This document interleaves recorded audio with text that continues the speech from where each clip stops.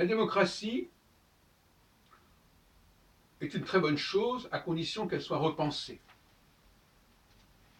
et qu'elle soit formulée sur des bases plus scientifiques, je dirais, que ce qui est le cas actuellement, où la démocratie semble une espèce de convention plus ou moins artificielle.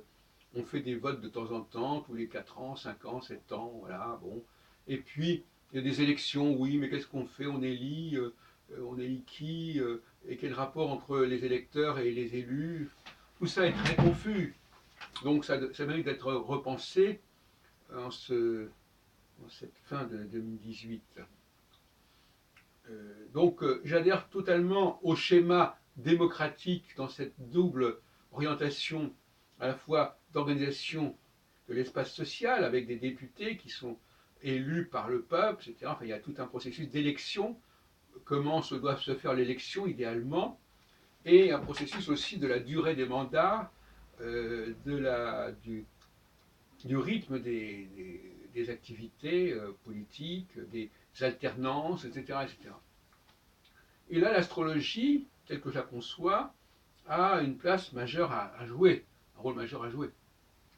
Elle doit à la fois fournir, parce que bon, l'astrologie, c'est une conception un peu plus large de l'astrologie, elle doit certainement fournir une psychologie rénovée, parce que la psychologie de l'astrologie actuelle est catastrophique, je veux dire elle est complètement inconsistante, elle est beaucoup trop compliquée, enfin, elle passe pas. Et deuxièmement, beaucoup d'astrologues ont renoncé à prévoir aujourd'hui. Et deuxièmement, euh, elle ne nous fournit pas une représentation, une description du monde, de la société très cohérente, avec ses 12 signes, avec ses planètes, enfin, ses types planétaires, tout ça, c'est bien gentil, mais ça ne s'inscrit pas clairement, n'éclaire pas clairement l'organisation de la société. Et donc sur ces deux points, il va falloir repenser cela.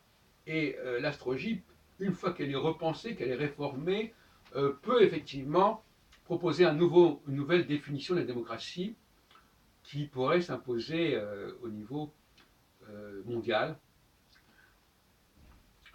L'astrologie doit investir le champ démocratique, mais pour le repenser, hein, pas pour s'y conformer, pour le repenser, pour le restructurer, pour le refonder.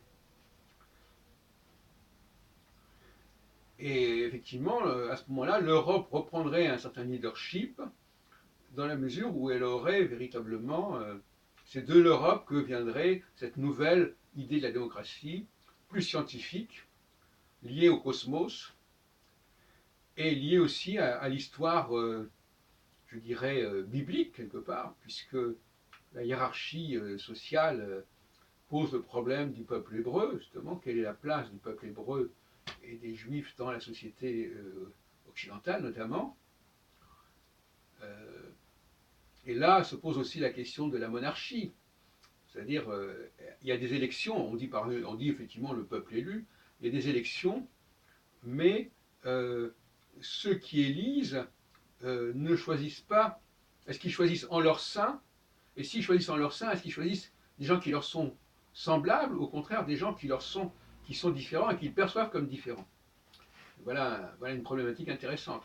La sélection, c'est paradoxalement le fait de sentir que l'autre, n'est pas comme nous, n'est pas notre semblable. Il s'agit au fond de trier au sein d'un groupe ceux qui sont différents et qui vont donc devoir constituer une oligarchie, une élite. Hein. Voilà donc un paradoxe qu'on ne comprend pas souvent, c'est que ceux qui sont issus de cette population, eh bien, il va falloir justement que cette population les mette en avant, ce qui est le rôle d'ailleurs des élections. Quand on élit un député ou un maire, on choisit parmi l'ensemble d'une population ceux qui vont être mis en avant, et donc quelque part qui ne sont pas comme les autres, quelque part, qui sont différents des autres. Et je dis souvent, c'est en mettant l'égalité quelque part que l'on voit ceux qui sont meilleurs que les autres. et donc par conséquent l'égalité débouche sur la sélection. C'est encore un paradoxe que certains n'arrivent pas dont ils n'arrivent pas à prendre la mesure. Donc en conclusion, je dirais que la démocratie est constamment marquée par la question du choix. Il faut choisir un président, il faut choisir parmi les candidats aux primaires, aux présidentielles, aux législatives, aux municipales, etc. On est constamment dans le choix. Et ça, c'est bien compris. Et choix, et qu'est-ce que c'est que le choix? Et pourquoi est-ce qu'il y a un choix? Et comment se perd le choix? Et ce choix, justement, comme je disais, c'est justement le fait de choisir celui qui n'est pas comme les autres.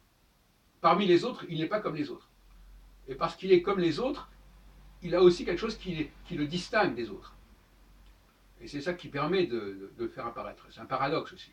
Et puis, il y a aussi la question, donc, j'ai dit, du temps, du rapport au temps, du rapport au cycle, comprendre qu'il y a des cycles, comprendre que certaines choses ne peuvent pas se faire de manière de n'importe quelle façon.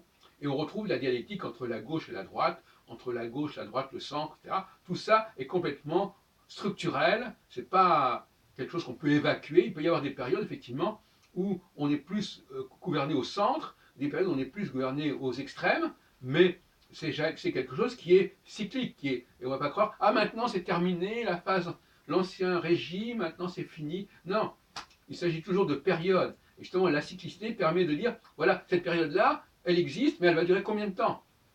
Et jusqu'à quand? Et après, qu'est-ce qui va se passer? Et quand est-ce que ça va revenir? Etc., etc. Voilà tout un ensemble de questions qui se posent. Donc, c'est une nouvelle approche de la démocratie, un nouveau contenu.